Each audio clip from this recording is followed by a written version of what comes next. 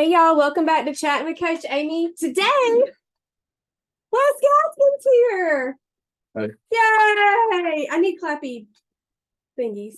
From me? No, like a button and no. Oh, like the audience. Yeah. So we're in my office and it's tied up in here, but we're gonna make it work. It's fine. She gave me the little chair. Like I was sitting on the floor. He's sitting on a pillow too. So funny. Okay, so how are you? I'm good. So you've been kind of interviewed before by me? Yeah. Long time ago though. Okay. So I felt like it was time for a refresher for all the new folks in the room. Okay. Is that okay? Sure. Okay, so we just went to a little getaway for my birthday, and I had intended on us recording this while we were there, and we didn't. So here we are. We were in the sticks. So. Here we are. Yes. Solar powered cabin, which was really cool. But it was right when I decided to take a nap, it started and it got a little hot and I was like, oh, forget it. So it's fine. We're fine. It's all fine. It's fine. It was a good trip. So we are here the night before the podcast is supposed to air, and we're just gonna get it done. Yeah. It's gonna be great. Okay, so let's talk. So let's just say, who are you? I'm Wes Gaskin. Do you know some people call you Mr. Coach Amy? No. Or Wes Gaskin, because that's what I call you. And how long have we been married? Oh, don't put it. See, I didn't get any study notes. You should know this. That's 2001, so like 22 years. Yes. 22 years you've been married to me. Isn't that the best? It is. How long have you known me? For most of our lives. Since kindergarten. Yeah. Kindergarten. We were in the same first grade class. Just sweet. I was going to say first grade. When did you first start liking me? Was that 8th grade? Huh? Yeah. Asked me to the 8th grade dance, but I had a boyfriend. Yeah, but I had a boyfriend. As much as you can have a boyfriend in the 8th grade. Yeah, that's right. I think my mom pretty much told me I was stupid. But he tried again. And at the end of our 9th grade year, we had a little, your parents had, it was a get together your parents had, and that we went and tell them what we did. It was so sweet. We walked around a pond and held hands. And y'all know, water's my favorite thing. It was very sweet. And then he started talking about his Memo Clark. And I always wanted to use the name Clark in a child's name. And I came home, I said, Mama, he has a Memo Clark. It is meant to be. I didn't get to name a child Clark because of things that happened, but I have a nephew named Weston Clark. And so that's precious too. And then our senior year, he proposed. Yeah. And we got married 2 years later after we finished community college. The community college that our oldest child will start classes at Wednesday. We're kid in college, babe. And a 2nd grader. It was the latter part that I was waiting on. Oh my gosh, so funny. Okay, so we got married and then we moved to Hattiesburg, which is where right? Yeah, that's right. I was like, wait a minute. That was a long time ago, you guys. 22 years. And we were just in Hattiesburg. We were. Changed a lot. Yeah. He was reminiscing almost the whole time. I'm like, he doesn't talk a lot when he drives anyway, unless I'm engaging in conversation. I now know he's not mad. I now know he doesn't hate my guts. He's just in his own little world. And so every now and then he'd be like, now I remember that what was it you saw that reminded you of 9/11? Yeah. I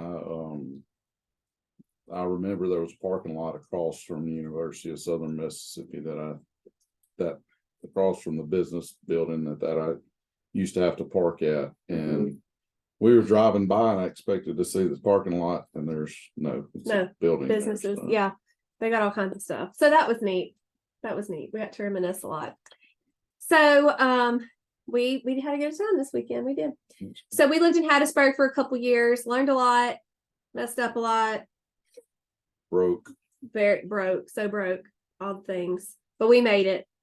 And we moved back here where we've been ever since and had our family, and we've changed jobs and we've changed careers completely, and just still, yeah, we can talk about that in a little bit. And so we had our children, and then we, of course, I don't know, felt called to adopt. That's a good way of putting it. So we walked that road, which many of you know that story. If you don't, you can look. I have on my link tree, which should be in somewhere y'all can click. That's there's a blog there that I wrote. Everything a year later, both of our adoption experiences. It's really. Have you read them? I think I proofread them before Yeah. you put them up, Yeah. but I haven't put on there. Well, Camps was almost 8 years ago, and Knox's was 6 years ago. So 7 years ago, doesn't matter. Anyway, they're there. So we walked through that. That was crazy. And that's when I got the most unhealthy. Can you remember a little bit about that? Yes, it was just really stressful. In your words? Which, I'm probably a lot opposite than Amy as far as my ebbs and flows of life and ups and downs. But that probably was some of the toughest times that we had as far as being stressful. Just dealing with a lot of unknowns, Yeah, a lot of financial stuff with the adoption, a lot of relationship stuff with the adoption, and just the stress. I know it took a toll on you. So I don't really know how detailed you want. Well, I mean, I was the most unhealthy I'd ever been. I gained a lot of weight. I was very tired. I don't know if you remember, but I couldn't do anything. There was a lot of depression there too, but a lot of pain, and I would keep the children alive, and then you would come home, and after working all day long, physical labor, working all day long, and take care of the kids, do supper, get them bathed in the bed, and I just couldn't do anything. Yeah. It was rough. It was rough. And then a year after, well, when Knox turned 6 months. Knox turned about 6 months. I decided that I needed to do something for myself. I needed to get up out the pit. And I just, went for it all the way and decided to go to CrossFit of all things. But a friend of mine on Facebook, who actually was one of my teachers at USM, Leanne Bates, she was a student. Yeah. She was what are they student? What do they call that? She was a graduate student. Thank you. That's exactly right. Thank you. So she, I had kind of seen her around town. It doesn't matter. We can ask her later. But anyway, so she had just been posting things about CrossFit, and I'm like, I could do that. So I messaged her some questions and got some information, and I just started going. And after 7 years, I'm still going. And that's what do you think about that? Like, how crazy? I couldn't do it. I mean, I tried. I mean, I'm in pretty good health and fitness as far as like working and stuff, and like I can still outwalk you or out hike you, but the intensity of CrossFit, it was not my thing. Yeah. What do you think? Like knowing me, because you've known me since kindergarten, and knowing that what I do like at CrossFit, like, is that crazy? It is. It's weird. Like you just didn't know there was that part of you. Yeah. Like you got really great muscle memory and a little more I flex my guns for those of you listening only. Yeah. She's got some guns. That's fun. Okay, and then 6 months later, JJ told me about THM. Mm-hmm. Do you remember when I first started THM? Well, I mean, y'all, it was almost 7 years ago now. So I mean, you had been kind of, what we kind of call crunchy. Mm-hmm. Yeah. Like you were trying to do different things to get healthier and get away from some stuff and try some natural stuff. And I don't remember if there was anybody local who was doing that Christy and Jennifer, Christy Drought and Jennifer, JJ. That's about all I remember. Yeah. I think Margaret Temple started pretty soon around that same time. So when I started making these recipes, was it a big deal to you? Do you remember it being a big deal? I've just always been supportive of you and just let you do what you want to do. I mean, I'm not gonna say, He's so sweet. I'm not gonna try to smash your dreams or anything. Oh, Just let you figure it out on your own. yeah, that's right. That's right. That's all you gotta do is just be a little supportive. You're so nice. I've been trying to tell you that for 22 years. I don't deny it, man. So, okay. All right. I had some pretty quick success in the eyes of a lot of people. Yeah, you just have a certain personality and a certain skill set that the Lord blessed you with, and He put you kind of in the perfect role, I would say. Yeah. I mean, you care about people. You have a good personality as far as stuff like this, to do stuff and to interact with people.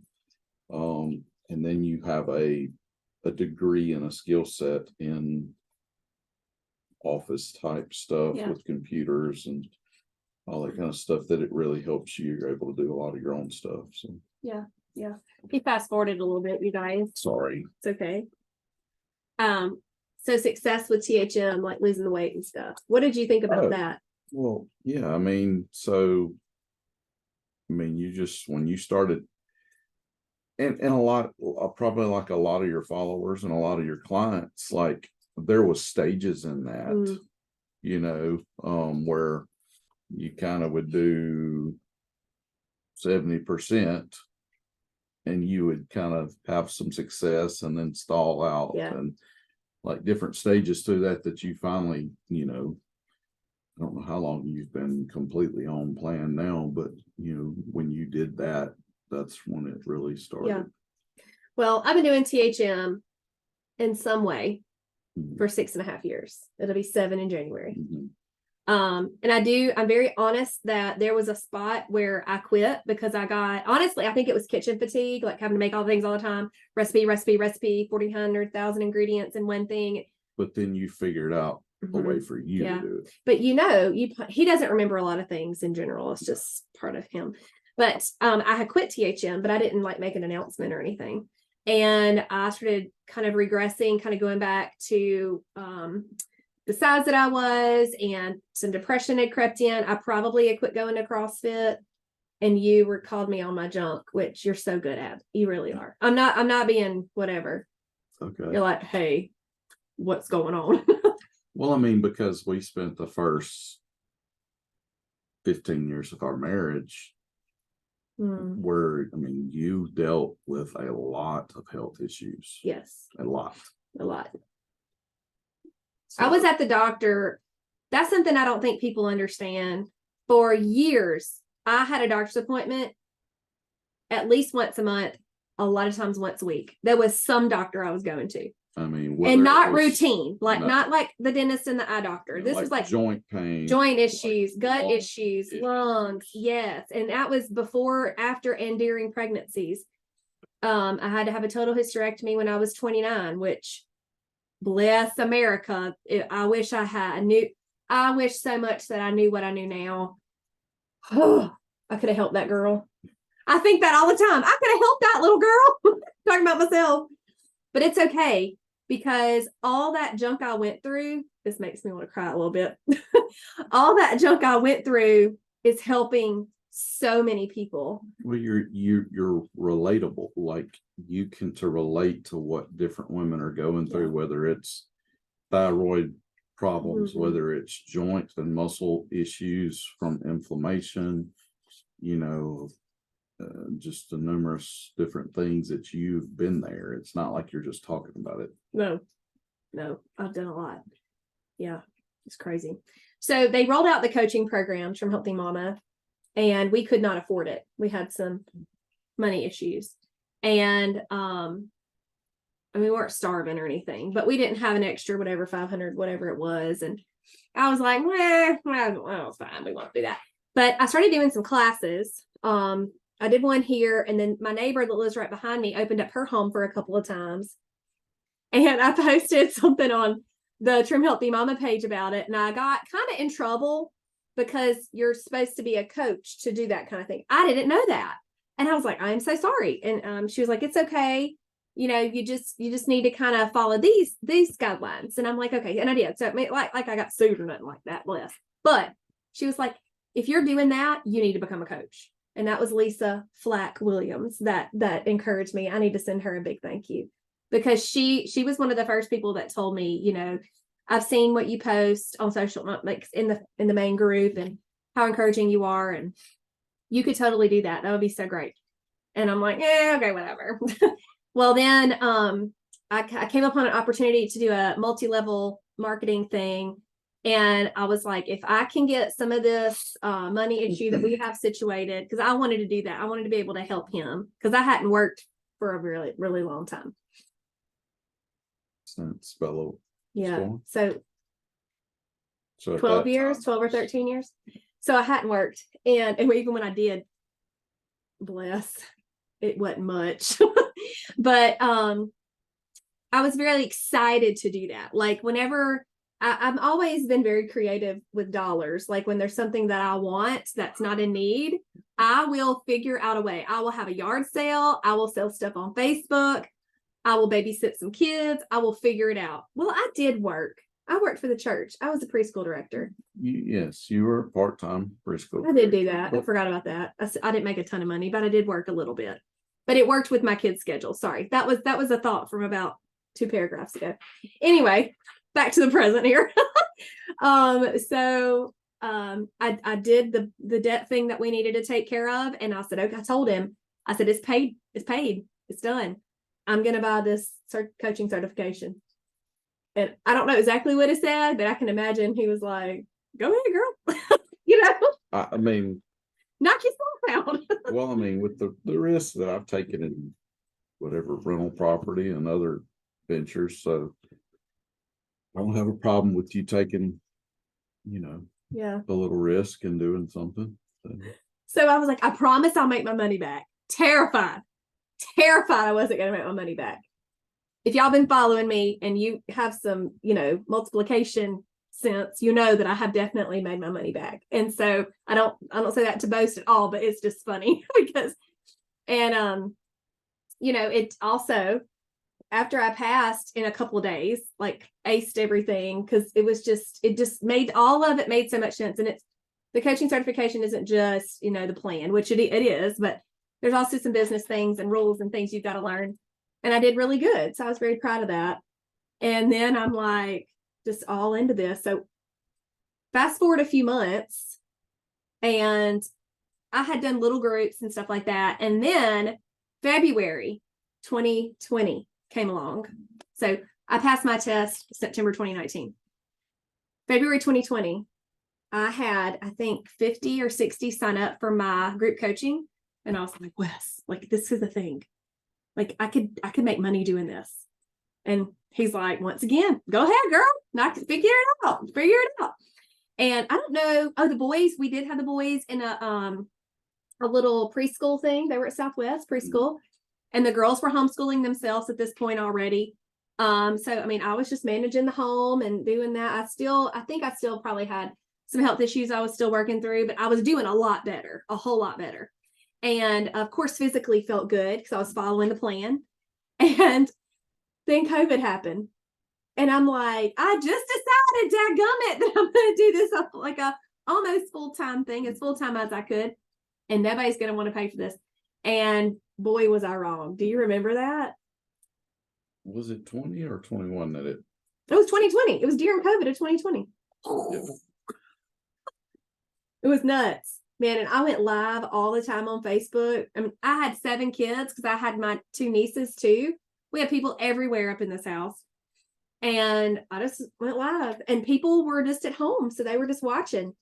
And that was one of the keys, I think, to kind of what happened with my business. But you've just always been really, really good and innovative in the social media marketing. Yeah. Of getting your name and your well, I'm not scared. I mean, your posts, whatever you guys are doing, if you're doing things on social media or trying to do whatever, promote yourself in some way, just post it. if it's a bad post, they're gonna forget about it in a couple hours anyway. If it's a good post, it can be the key that transforms your life, because that's what I did. Right. I had so many people that came to me from a live that I did in the main Trim Healthy Mama group of my crustless pizza. The only crust that I have found now recently is a chicken crust pizza, but every other THM approved crust for pizza, gross. And I was like, we don't have to do this. We can do crustless. And so I went live and showed how to do it, and all these new followers. It was crazy. And so now I'm just coaching up a storm over here. You're a little busy. I'm a little busy, but I'm working through having some more boundaries and fixing my schedule. I'm always want to make things better. And I always want you to have limits. Yeah. She'll burn herself out quick. Yeah. Which, I mean, it's just work ethic. Mm-hmm. It's work ethic, and you want to help people, and all that. But you also just it has to be sustainable, and not work yourself. Yeah. Too much. I don't want it to be a job. You know what I mean? Yeah. You don't want it to feel like a job. Right. I mean, I want to make money, because I have to. I mean, you have can't to make money. You can't do this. You can't do something like this and not make money. I mean, it's just what I do, the way that I do it. Mm-hmm. Yeah. So tell them how I blessed you. So or how they helped me bless you. Yeah, I mean, so I don't mind saying, I mean, I had my own electrical business for, I guess, 18 years, thereabout. And the majority of the time worked by myself, wiring houses, rewiring, doing small commercial jobs and stuff. And have, I don't know how long ago, but we've got rental property, some on our own and some in a partnership with a friend. And so my goal was always to get enough rental property that by the time I was 50 or so, it would be paid for, and it would replace my income, and be able to retire and, give up the electrical work. That was I never had aspirations of running employees and trucks that other people were running, and that just wasn't. I was very hands-on, but at the same time doing that for myself, and at the pace I was doing it, I started getting back and neck issues, just arthritis and some degenerative stuff in my neck, and so it was getting harder and harder to do that. So, but it came a point where she pretty much replaced my income and allowed me to focus on just the rental property. And I am in the very last stages of giving up the electrical business. So. We're this close. Like, what are you doing? Why are you doing this again? People don't like to hear no. His contractors are like, what now? Why? What are you doing now? How? What? Because a lot of people here really don't know what I do. They have no idea. It's, and I tell people probably on a weekly basis, people ask about, what is your wife doing? And they just don't know. And there's so many different social media things. There's so many different multi-level marketing, different things out there that people just don't really have a clue. And I'm like, no, it's just her. I mean, she has her own business where she has clients, and so it's been a tremendous blessing on our family, on me to be able to start hopefully giving my back and neck a break and focusing on the rental property, and but also here in the next 2 weeks, I've got about 4 classes to finish up, finishing a master's degree in biblical counseling. So I'll finish that in the spring. I'm very proud of you. So, thank you. Thank you. It only took 14 years to do it. That was crazy. Started it Was it 2012? 11. 2011? 2012 is when God called us to adopt and to homeschool. But trying to do a master's degree with 3 little girls. 3 little girls, and then adopting 2 little boys, and running a business, and Everything in between. It was too much. So now he can, and I'm so happy. Another thing that I love that you can do is that you can spend quality time with the kids. Specifically the boys, of course the girls too, but specifically the boys. they do their thing. They girls do their own thing. But that just makes me happy. It really does. Even I get tired of them. Yeah, I'm like, bro, you need a break. You need to walk away from that. No, it is like I'm able to do some things with them with baseball right now that I wouldn't have the energy or the time to do if I was still running the electrical business. So how do you feel about having a wife that's a health coach? Are you talking about like eating and stuff? Yeah, I am. Well, I don't like that.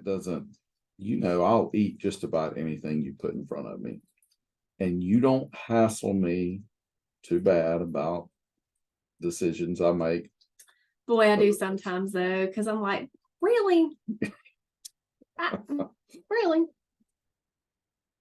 So, I mean, he has changed a lot of things. Though, I recognize the benefits, and I'm completely like on board in my head, and I try to do as much as I can. On board where it counts. So, but well, I'm just telling you, I'm just being honest. The way I was living life of basically I lived out of my speed. Yeah. So it was just convenience all the way. Yeah. I call them 99-cent heart attacks in a sack, like old Tim McGraw. So we're cutting back. You're doing great. He comes home for lunch and it makes me happy. So you quit drinking Cokes. When did you quit drinking Cokes? All soft drinks are Cokes in Mississippi, by the way. When? A couple years ago. So he gets unsweet tea with no question, no hesitation. Of course, he drinks water. He drinks coffee on plan. Use collagen. Yeah, he uses collagen. I don't like, which I've never been a real big sweets person. So, I don't. But I've made you a lot of things. Yeah. The apple crumble and the overnight biscuits and cinnamon squares. Probably my biggest is just the bread. Yeah. He does Ezekiel's cinnamon raisin. What are they called? English muffins. Golly. Yeah, it's still a little hard. Everything's got to have 42,000 words. Still a little hard for me to eat my burger between 2 pieces of lettuce. Yeah, that's okay. We'll get there one day. It's just baby steps. Baby steps for some people. What would you say? When I came to you and told you that I wanted to do a conference in Nashville, walk us through your thought process. I didn't really. We haven't had this conversation, by the way. This is new news. We have not.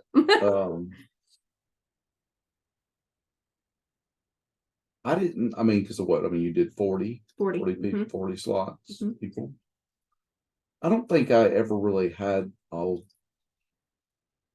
Well, I mean, your track record was there with everything else that you had done. And I really didn't have much doubt that you would have 40 people to sign up. On the other hand, was scared. Yeah. And I was disappointed. I think Darlene and I talked about this. While. Yeah. Darlene and I talked about it a little bit, that when I opened registration, she and I recorded a Zoom watching the numbers, because I have a spreadsheet that compiles information when people sign up. And it was a little sad because I thought I'd get way more than I got. I'm so grateful for the ones who of course registered that day. That was really fun to watch. But I'm not going to lie and say I wasn't disappointed, but God worked it out, and I had exactly the amount. And I would feel that disappointment, but then I would hit it right back with God's going to have the people that He wants to have there, and I would shut it down. Might just not have been ready. That's right, and I would just shut it down, because that was just Satan trying to dissuade me. Is that the word? Yeah. We'll use it. It's fine. Y'all know what I mean. So that was neat. But I was gone for a really long time. Yeah. That was a really long trip. But we had so much probably fun. That was the hardest. I think, yeah, apart. I think that's the longest we've been away from each other. Mhm. And we've been together for a really long time. Because we dated, did we wait 4 or 5 years before we got married? 6. Oh, Almost 6. look at me not knowing. It's fine. Yeah. We just been together forever. Very cool. I was going to ask you about, oh yes, my health coach certification.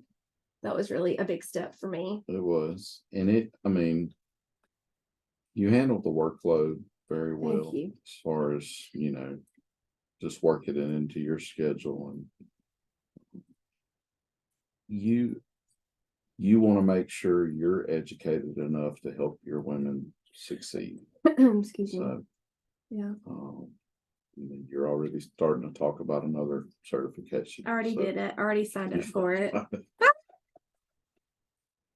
It's a self-pay certification. I'm not going to unveil its topic at the moment because I want to make sure that it's what it is.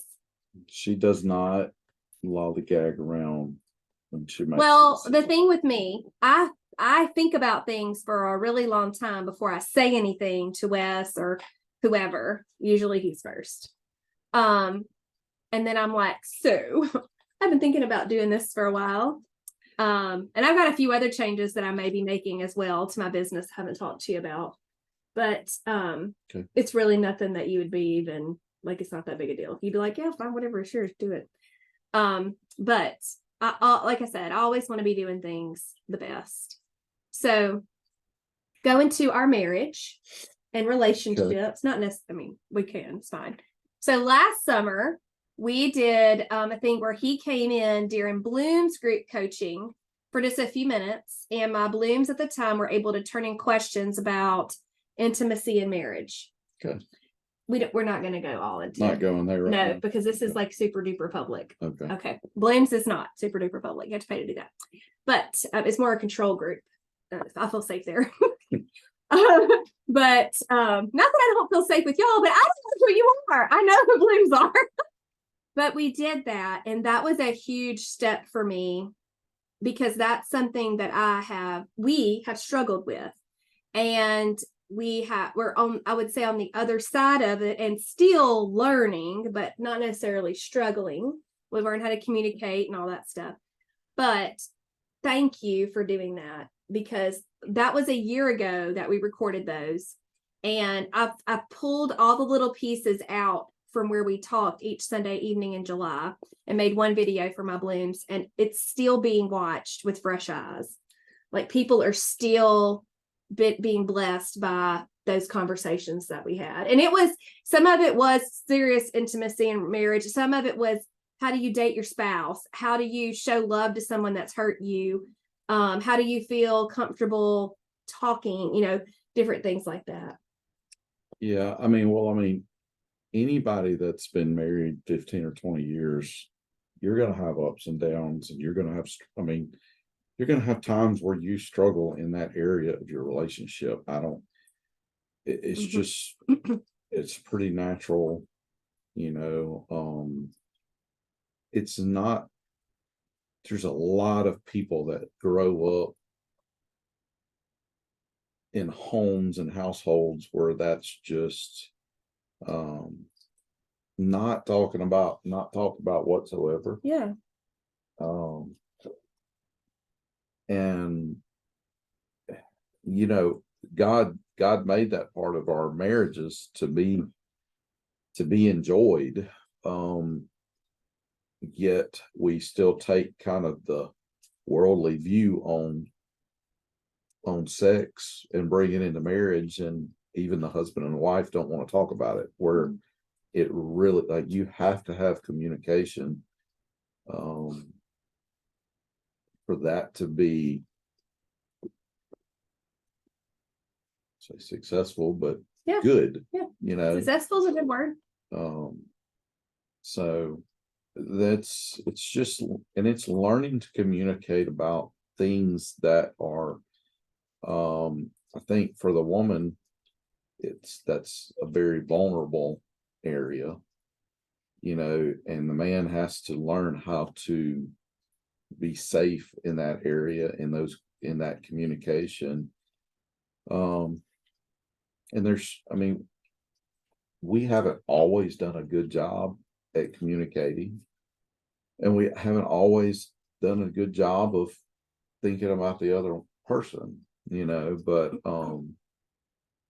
that's just something that, if you want your marriage to be as healthy as it can, you have to work on all aspects of it. I mean, your dating life, your intimacy, your communication with your kids, with communication about your finances.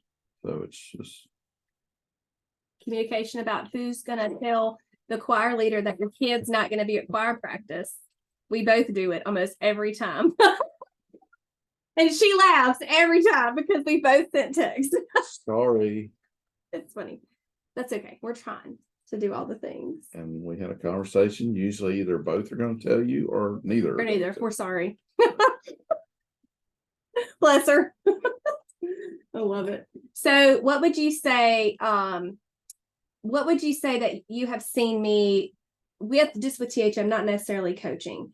So just following the plan, like the changes that you've seen maybe in my life and maybe that you've just heard me talk about with my clients or whatever. Well, I mean, probably the biggest was that time that you talked about, from going like you got bogged down in it at first, because you thought just the regimen of it, like it had to be like this, until Amy figured out how to do it for Amy and what made it work for you. Yeah. And now you throw things together. I'm like, I would have never thought about eating that. I canned lentils, canned chicken, and spinach. Yeah. Yeah. So I mean, it's a great eat. But you've just changed your palate. You've changed your mentality on food, and that you're eating to live and not living to eat. That whole saying, that's kind of cliche, but it's so true. I mean, it's like, and my Bible study that I'm doing right now, which I'd love to hear your thoughts on that, but that's one of the reasons why I did it. I wanted to do a book study or a Bible study of some sort during the month of August in 2023. And I couldn't find one that lined up with my biblical theology. Is that right? Am I saying that right? Yeah. And then what THM teaches and what I believe as a coach in general, a health coach. And so I'm like, I'm just going to do it my own self. And what did you think about that? Well, I mean, you've taught Bible studies and stuff before, but it was always out of somebody else's book or study, so, but like normal, I had faith in you. I love it. Well, when I talked to other people about it, they were like, you're going to do what now? But I believe people have told me, we're still got a couple weeks left, but the messages and the notes and the comments of people that, they might not be where I am, and that's okay. It's taken me a long time to get here, a lot longer than whatever today is, 13 days. But it's keeping that truth in the forefront of your mind, that food is fuel, not your friend, or food is fuel. It's not your comfort. For emotional support. It's not. And I think that when we had this conversation, but I think that people let food have control. Food controls their life. And I want to be in control of my life. I don't want anybody or anything to be in control of my life. I want to be in control. And so putting food in its place was a huge breakthrough for me. I will say, on my birthday, which was a couple of days ago, we went to a restaurant, and I wanted to do a restaurant. We got an appetizer, and another restaurant we got I've always wanted to do that. We never have. A restaurant for the main meal and a restaurant for dessert. And I was going to go off plan for a dessert. I was going to do that because that's something I just want an experience to do. It wasn't like I was dying to have dessert because it was my birthday. You were in control. Yeah, I was fine. And I probably wouldn't have even eaten the whole thing, knowing me. But we were out of town and we didn't really know where to go. So we just went to one restaurant. We did get that appetizer. That's terrible. We won't talk about that. It might trigger somebody.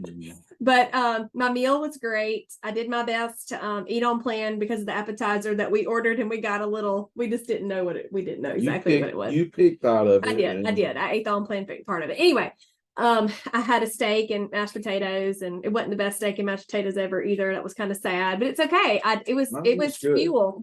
It was fuel. It was fine. I enjoyed my time with him. Whatever. And I had great breakfast and lunch because I made it. The cabin, they were beautiful and colorful and delicious. But anyway, so we leave, and he was like, "What you want to do now?" And I was like, "I want to get dessert at that other restaurant." He's like, "Okay." So we go, and it was like all these 100,000 people, and they were like, "It's an hour and a half wait." And I was like, "No, that's okay." And we just went back to our little cabin, and I didn't have dessert for my birthday. And I was going to make one yesterday when we got home, and I was like, I don't really care that much. I really didn't. And I didn't get upset about it. I'm not, feeling left out or that nobody cares about me because no one else tried to make me an on-plan dessert. I got over several years ago trying to have you a birthday cake on your birthday because you didn't want it. I didn't care. Nope. Nope. And I don't know if you've noticed, I do love a present. I do. You do. But have you noticed that my love languages have changed? Yes. I realized that the other day. One of my dear friends texted me, and she said, "I wanted to send you a gift, but I wasn't able to right now." I'm like, "Oh, no, that's okay." She goes, "Well, I know it's important to you because it's your love language." And I said, "I really think my love languages have changed. So what would you say my love language is now?" Because I think I know, but I didn't take a test. But I've studied love languages enough to know. I mean, quality time is Mhm. a big, and even like not physical touch, like on a major side of it, but like you still like to be hugged by the kids. You like to be shown, no, you're not alone, like I got too much to do. I can't be hugging you for 20 minutes. Got to go. Yeah, so don't get offended. Words of affirmation, I've noticed is very helpful. Right. And I think it's because it just validates all the risk I'm taking.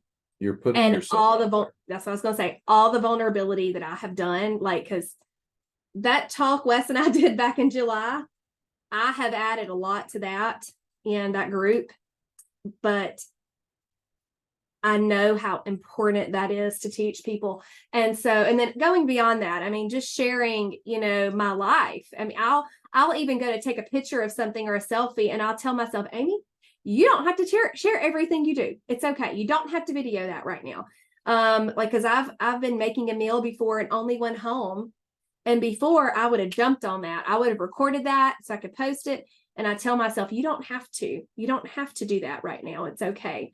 Especially if it's been more of a rough week. Because working with women, it's a lot sometimes. We have a lot of y'all are needy. We are going through a lot, and we're emotional. And I honestly should. Y'all take that the right way. They're fine. I hear a lot, especially with one-on-one. There's so many emotions tied to food. It's gonna come out. It just is. And so there can be days where I have 8 to 10 women crying on the other side of my computer. And, those are tough days, but I've learned to not let that affect me. I still feel it. I still have empathy. Or you're very empathetic, but you've learned but I how can't to leave it. That's their problem. And I'm gonna give it to Jesus. I will pray for them. I will check on them. I will support them. I will guide them. And I've tried to do that with everyone in my life because I don't have to react. That's something I have very much struggled with. I'm not perfect, but I want to encourage people. If you have issues with food or emotional eating, that is one thing that you can supplement in your life, is when things are going wrong for other people, or there are issues that you literally cannot control, you need to just pray over it 100,000 times, not just once, a whole lot, and have God handle it, and know that you don't have to react. There's really nothing you can do. And so what you can do is pray about it and support God, love, and go on about your business. Because I've been very proud of how because she does. I mean, she cares. And like, when I made that comment, y'all are needy, that I was really just joking with you, and y'all are complex sometimes. Or at least you are. We all are. It's all of us. But so I've been proud of you, because she will come and, to an acceptable level, share with me loss of a family member, or, health like issues, somebody in the hospital,